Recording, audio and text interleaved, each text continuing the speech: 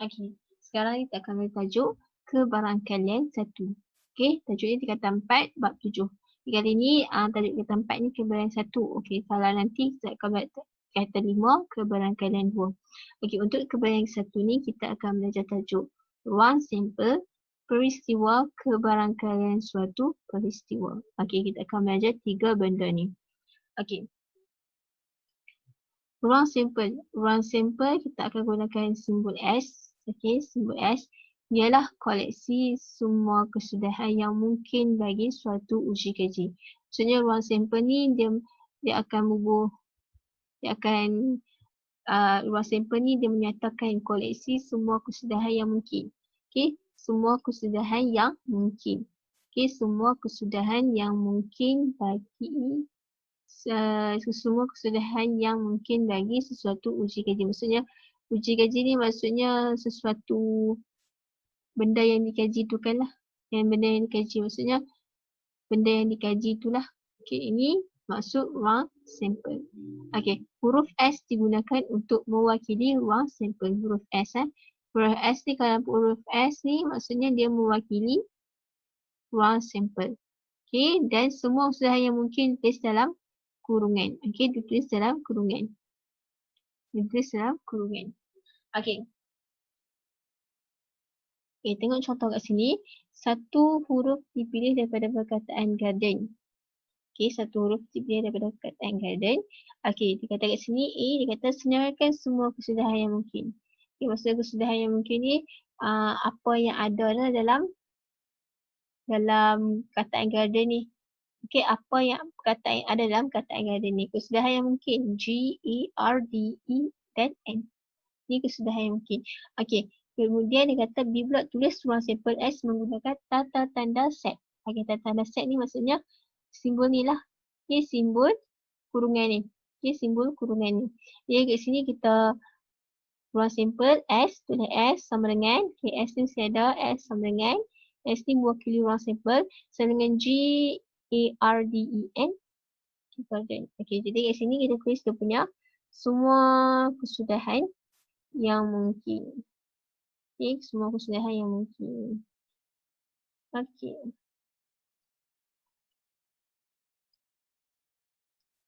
Okey, seterusnya peristiwa. Peristiwa ialah set kesudahan yang memenuhi syarat tertentu. Okey, dia memenuhi syarat peristiwa. Kalau ruang sampel tu kesudahan yang mungkin. Maksudnya kalau ruang sampel itu bermakna sesuatu kesudahan yang mungkin.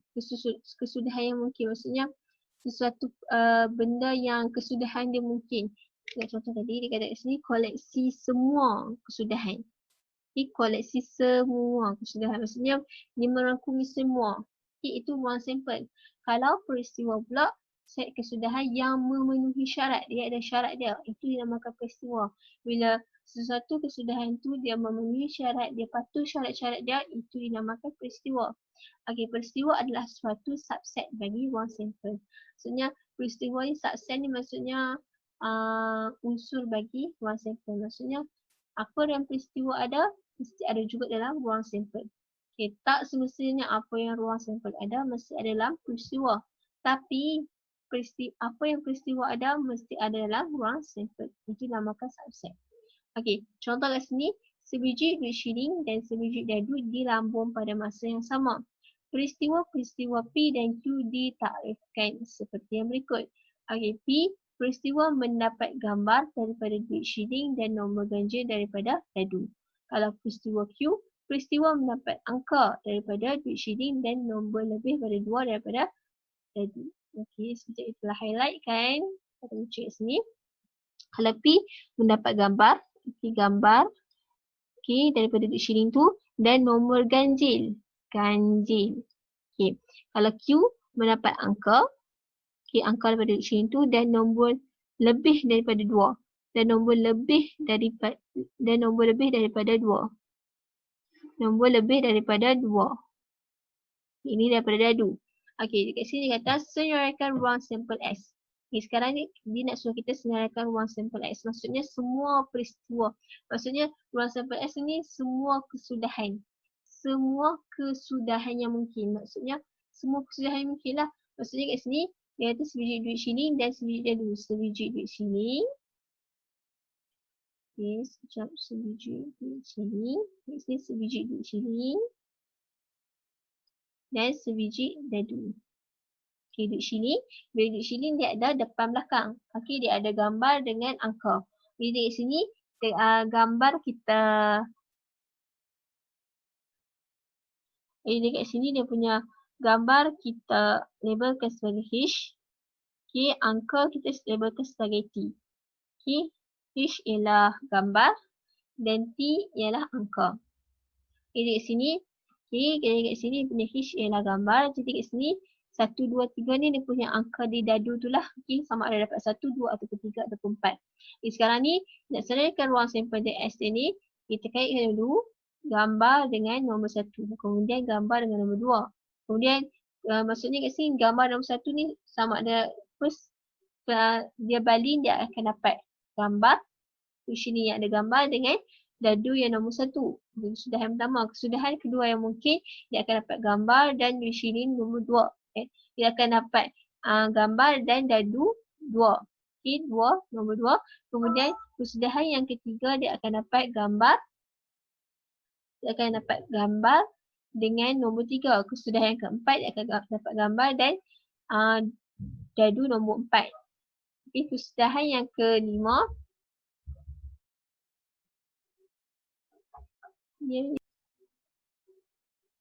Okey, sekarang ni kita tengok dia punya contoh soalan. Okey, sekarang ni soalan dia beritahu kata, okay, tengok soalan dia kata sebiji duit shilling dan sebiji dadu. Okey, ini melibatkan sebiji duit shilling, okay, dan sebiji dadu.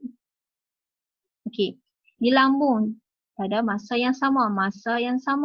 Okey, peristiwa P dan Q ditarikkan seperti berikut. Okey, tengok peristiwa P dan Q. Okey, kita tengok peristiwa P dan Q. Okey, peristiwa P, peristiwa mendapat gambar. Okey, dapat gambar daripada duit shilling dan nombor ganjil. Okey, daripada duit dadu lah. Okey, yang peristiwa Q pula, peristiwa mendapat angka daripada duit shilling dan nombor lebih daripada 2. Okey, nombor lebih daripada 2 daripada dadu. Okey, ini dua peristiwa P dan Q. Okey, sekarang ni dia kata A tu dia nak kita senaraikan. Dia nak kita senaraikan ruang sampel S. Okey, sekarang ni kita nak senaraikan ruang sampel S. Maksudnya kat sini bila dia baling serentak duit shilling dengan dadu, apa kemungkinan dia akan dapat? Okey, apa kemungkinan yang dia bakal dapat? Contoh kat sini, kemungkinan bila dia baling duit shilling dan dadu serentak, dia akan dapat gambar. Okay, kat sini H ni kita anggap sebagai gambar lah. T ni sebagai angka. Okay, bila dapat gambar, H, gambar, kemungkinan dia akan dapat gambar dan dadu nombor 1.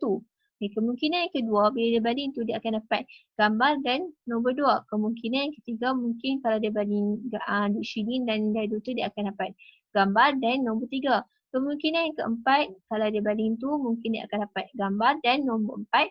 Dan kemungkinan yang kelima, bila dia baling duit shilling dan dadu dia akan dapat gambar dan angka dia 5. Okey, angka bagi dadu tu 5. Dan kemudian yang terakhir sekali untuk gambar, bila dia dapat gambar, bila dia baling duit shilling dan dadu serentak, kemungkinan dapat gambar dan nombor 6. Okey, ini antara kemungkinan dia. Kemungkinan seterusnya untuk angka pula, kemungkinan dia baling duit shilling dan dadu, dia akan dapat belah angka dan nombor 1. Kemungkinan yang seterusnya lah. Okay, macam yang kat dalam ni lah. Okay, macam kat dalam jawapan ni, ruang sampel S ni. Macam dalam jawapan ni. Okay, ini antara kemungkinan kesudahan yang bakal diterima bila dia baling duit shilling dan sebiji dadu serentak. Okay, yang seterusnya, B, senaraikan unsur-unsur bagi. Okay, sekarang dia suruh kita senaraikan unsur-unsur bagi peristiwa P. Okay, senaraikan unsur-unsur bagi peristiwa P. Okay, P peristiwa dia mendapat gambar dan nombor ganjil daripada dadu. Okey, gambar. Okey, gambar kita ambil semua gambar yang kemungkinan kesudahan gambar yang kita dapat kat ruang sampel tu. Okey, ada 6. Okey, ada 6 kesudahan yang ada gambar. Kemudian dia kata pula syarat kedua, dia kata nombor ganjil. Kita pilih antara gambar-gambar tadi tu nombor ganjil saja. Iaitu 1, 3 dan 6. 1, 3 dan 5 saja. Okey, 1, 3 dan 5. Jadi jawapan kat sini kita akan dapat 1, 3 dan 5 saja. Okey, 1. Jadi kat sini dia punya peristiwa untuk peristiwa P ni, dia punya unsur-unsur bagi peristiwa P ni ialah H1, H3, H5. Gambar nombor 1, gambar nombor 3 dan gambar nombor 5. Ini kesudahan yang mungkin bagi peristiwa P mendapat gambar daripada dictionary dan nombor ganjil daripada dadu. Ini kesudahan yang mungkin untuk peristiwa P. Sekarang dia kata suruh kita senaraikan pula unsur-unsur bagi peristiwa Q. Kesudahan yang mungkin bagi peristiwa Q. Kesudahan yang mungkin bagi peristiwa Q ni pula dia kata syarat dia peristiwa mendapat angka. Kita ambil angka. Dia kata peristiwa mendapat angka. Jadi kat sini kita pilih antara ruang sampel yang S kita senaraikan semua tadi tu. Kita ambil peristiwa yang kesudahan dia berakhir dengan angka untuk dictionary. Ada 6. Kemudian dia kata syarat yang kedua, nombor lebih pada 2. Nombor dia lebih pada 2 untuk dadu. Nombor lebih pada 2. Dan maksud kat sini nombor 2 tak terkira lah, nombor 3, 4 dan 5. Jadi kat sini kita ambil kesudahan yang mungkin yang berakhir dengan dictionary yang angka dan nombor kat dadu tu lebih pada 2 iaitu 3, 4, 5 dan 6. Jadi kat sini kesudahan dia gambar, kesudahan dia angka untuk dictionary dan 3, nombor angka 3 untuk dadu, angka nombor 4, angka nombor 5 dan angka nombor 6. Ini kesudahan yang mungkin bagi peristiwa Q mendapat angka daripada dictionary dan nombor lebih daripada 2 daripada dadu tu. Ini dia punya contoh soalan dia. Kita tengok yang seterusnya pula. Kebarangkalian suatu peristiwa. Kita tengok kebarangkalian pula. Kebarangkalian bagi suatu peristiwa A. Peristiwa A, suatu peristiwa tu A. PA berlaku diberi oleh. Ini antara formula dia lah. Kita nak cari kebarangkalian dia. Bilangan kali berlakunya peristiwa A per dengan bilangan cubaan. Bilangan keseluruhan percubaan dia lah. Bilangan kali berlakunya peristiwa A dengan bilangan cubaan. Jadi kat sini N ni mewakili bilangan. NA ni peristiwa A, NS ni bilangan, S tu ruang sampel lah. Percubaan ni maksudnya ruang sampel. Maksudnya kesemua. Semua kesudahan yang mungkin. Semua. Jadi kat sini dengan keadaan PA ni, dengan keadaan kebarangkalian A tu kurang daripada angka daripada 0 hingga 1. Jadi kat sini jika PA kosong, maksudnya kebarangkalian dia kosong, maka peristiwa A pasti tidak berlaku. Kalau sesuatu kebarangkalian suatu peristiwa tu kosong, maka peristiwa tersebut tidak berlaku. Kalau peristiwa tu, contoh kat sini kebarangkalian, kalau kebarangkalian A tu 1, maka peristiwa A pasti berlaku. Kalau dia punya kebarangkalian dia 1, maka peristiwa tu pasti berlaku.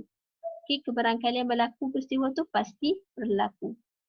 Ini antara formula dia. Tengok pula yang seterusnya. Kebarangkalian suatu peristiwa. Tengok contoh soalan.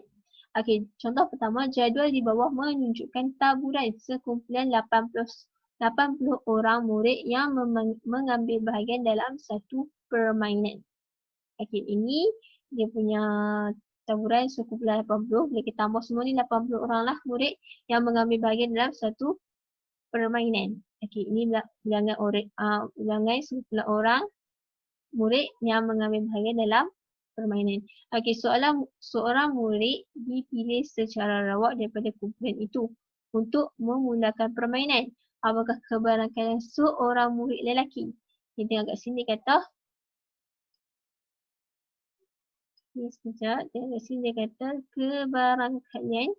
Apakah kebarangkalian seorang murid lelaki daripada tingkatan 5? Tingkatan 5 akan dipilih. Jadi kat sini dia kata seorang murid lelaki. lelaki. Jadi kita kena kira murid lelaki. Okay, dia kata daripada tingkatan 5. Murid lelaki daripada tingkatan 5. Okay, jadi kat sini ada something wrong sikit. Dia kata kat sini.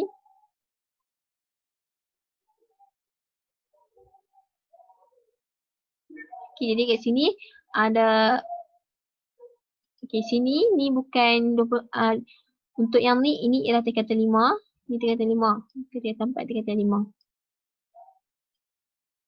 Ni tingkatan 5. Okay, ada something wrong. Okay. Okay, ni tingkatan 5.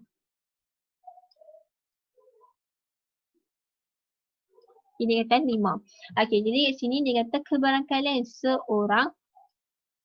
Okay, kebarangkalian seorang murid daripada tingkatan 5. Jadi kat sini kita kena senaraikan dulu dia punya peristiwa. Okay, peristiwa keadaan sekarang ni. Kita kata kebarangkalian seorang murid. Murid lelaki daripada tingkatan 5. Kita tengok jumlah dia. Okay, maksudnya peristiwa seorang lelaki tu maksudnya berapa bilangan peristiwa yang mungkin. Okay, jadi kat sini bilangan lelaki yang mungkin akan dipilih tu daripada tingkatan 5, 24 orang. Jadi kat sini dia punya peristiwa seorang lelaki daripada tingkatan 5 dipilih ni 24. Okay, 24. Okay, kemudian ruang sampel dia maksudnya keseluruhan cubaan tu. Bilangan cubaan sebenarnya keseluruhan peristiwa yang terlibat. Maksudnya keseluruhan semua kesalahan. Maksudnya kita tambah semua. So kat sini ruang sampel kat sini tambah semua lah 28 tambah 12 tambah dengan 16 tambah dengan 24. Jadi 80 orang semua. Jadi kat sini nak kira kebarangkalian dia kita buat je 24. 24 tu daripada peristiwa tu seorang lelaki daripada tingkatan 5 tu. 24 ni bahagikan dengan 80.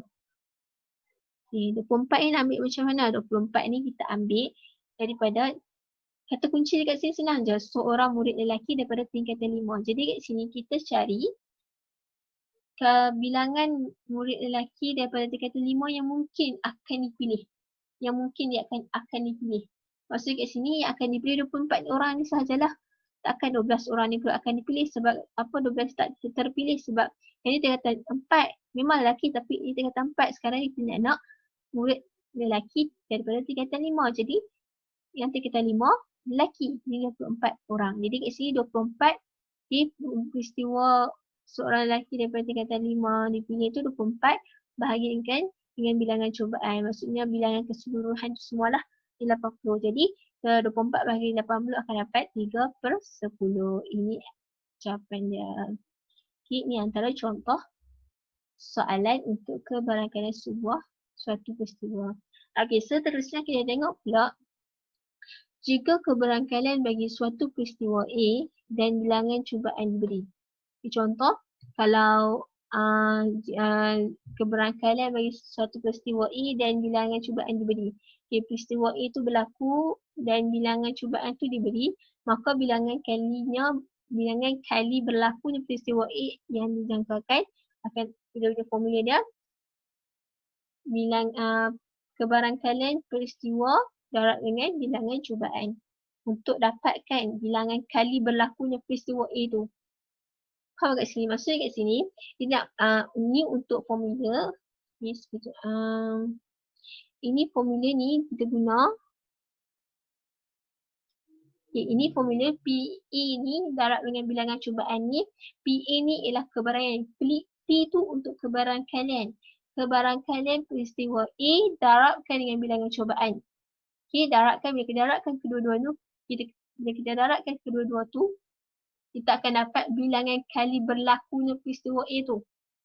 Okay, kita akan dapat bilangan kali berlakunya peristiwa A tu. Okay, jadi kat sini, ni formula untuk cari bilangan.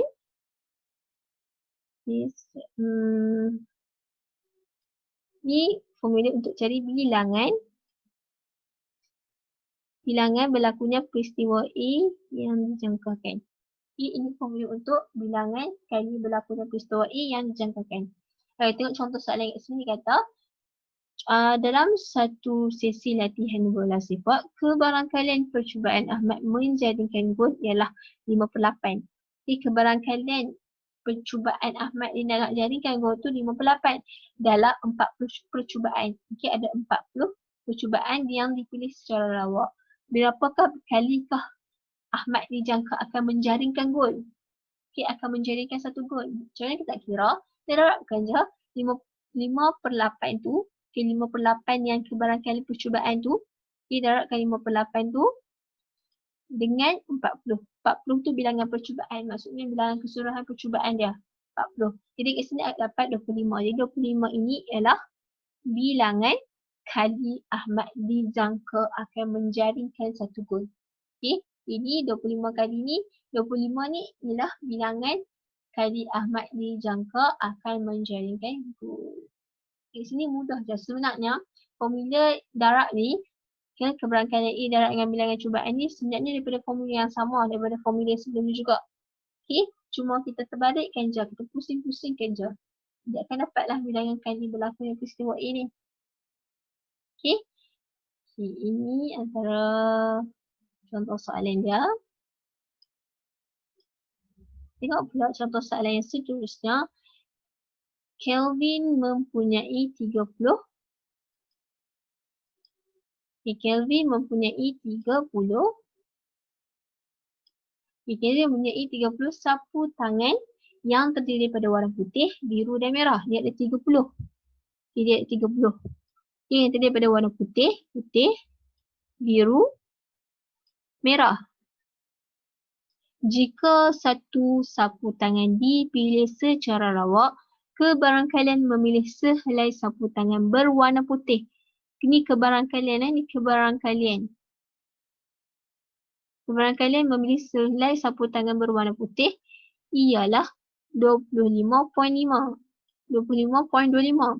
Okey, sekarang ni, kita dah baca dah, kita dah highlightkan dia punya keyword dah. Sekarang kita tengok pula. Hitung bilangan sapu tangan yang berwarna merah. Sekarang nak hitung bilangan sapu tangan berwarna merah. Okey, macam mana kita nak hitung? Okey, sekarang ni kita nak hitung dah. Okey, sekarang ni kita tengok dulu dia punya ruang sampel dia. Maksudnya bilangan percubaan dia. Maksudnya bilangan keseluruhan dia. Ada berapa? Iaitu berapa peristiwa, semua peristiwa yang mungkin. Maksudnya berapa kesudahan yang, semua kesudahan yang mungkin. Okey, kat sini ruang sampel dia 30 lah. Maksudnya 30 ni, ini 30 ni dia punya bilangan semua kesudahan yang mungkin. Okey, sekarang ni kita nak cari bilangan sapu tangan. Kita nak cari bilangan sapu tangan tu berapa? Okey, sekarang ni kebarangkalian. Dia nak cari bilangan sapu tangan berwarna putih. Sekarang ni bagi kita kebarangkalian dia memilih sehelai sapu tangan berwarna putih ialah 25.5. Sekarang kita dah tahu kebarangkalian untuk mendapat sapu tangan putih. Okay. Jadi kita darabkan sahaja dengan bilangan cubaan. Okay, bilangan cubaan dia. Okay, maksud 30 tu bilangan cubaan dia lah. Jadi kat sini 2/5 darabkan dengan 30. Akan dapat bilangan sapu tangan yang berwarna putih. Okay, 2/5 tu daripada 25.5 nya bukan 25.25 tapi 2/5. Ini 2/5. Ini 2/5. Okay, ini bukan 25.25 tapi angka dia 2/5. Okay, ini sebab dia punya format tu dia 2/5 ni akan 25 lah. Disilap yang ni 2/5. Okey, 2/5. Okey, 2/5. Okey, angka situ sebenarnya 2/5. Jadi kat sini 2/5 darabkan saja dengan 30. Okey, 30 ni bilangan keseluruhan cubaan. Kita akan dapat 12. Jadi kat sini ada 12 sapu tangan berwarna putih. Okey, ada 12 sapu tangan berwarna putih. Okey, kita tengok pula yang B dia kata. Dia kata kebarangkalian, hitung kebarangkalian. Okey, kat sini kata hitung kebarangkalian memilih. Kebarangkalian memilih sekeping sapu tangan berwarna biru. Terus kita kira kebarangkalian nak pilih sapu tangan berwarna biru jika Kelvin mempunyai 8 helai sapu tangan berwarna merah. Okey, dia ada 8 helai sapu tangan berwarna merah. Okey, sekarang ni kita nak kena kira dulu berapa sapu tangan berwarna biru yang dia ada. Okey, sekarang kita kena kira dulu berapa sapu tangan berwarna biru yang dia ada. Macam mana kita nak kira? Okey, tadi kita dah tahu dah. Okey, kita dah tahu dah kalau sapu tangan warna putih dia ada 12. Okey, dah cari dah yang soalan untuk soalan pertama tadi kita dah cari dah. Untuk sapu tangan warna putih dia ada 12 helai. Untuk sapu tangan warna merah dia dah beritahu dah. Dia kata ada 8 helai sapu tangan warna merah. Dia ada 8. Okay. Dia ada dah tahu dah 2. Biru, putih dengan merah dah tahu dah ada putih ada 12 helai dan merah ada 8 helai. Sekarang kita nak cari untuk warna biru berapa. Okay, macam mana kita nak cari untuk warna biru berapa? Kita tolak je. Okay, 30 tu jumlah semua sapu tangan. Jadi 30 tolakkan dengan 24. Okay, 30 tolakkan dengan 24. Tolakkan dengan 8. Dapat 10. Okay, kat sini ada 10 helai sapu tangan berwarna biru. Okay, sekarang kita nak cari kebarangkalian. Soalan dia suruh kita cari kebarangkalian. Okay, macam mana kita nak cari kebarangkalian? Guna formula dia iaitu bilangan peristiwa. Bilangan peristiwa memilih sekeping sapu tangan. Maksudnya bilangan peristiwa yang dia mungkin akan dapat. Okey, kalau dia pilih sekeping sapu tangan berwarna biru, iaitu bilangan peristiwa dia 10 lah. Jadi 10 kemungkinan 10 sapu tangan tu, kemungkinan 10 sapu tangan tu antara 1 10 tu dia akan pilih satu sapu tangan yang akan dipilih. Okey, jadi bahagikan dengan NSS ni ialah ruang sampel, iaitu semua kesudahan yang mungkin. Jadi semua kesudahan yang mungkin 30. Jadi 10 bahagi dengan 30 akan dapat 1/3. Ini dia punya jawapan dia. 1/3. Okey.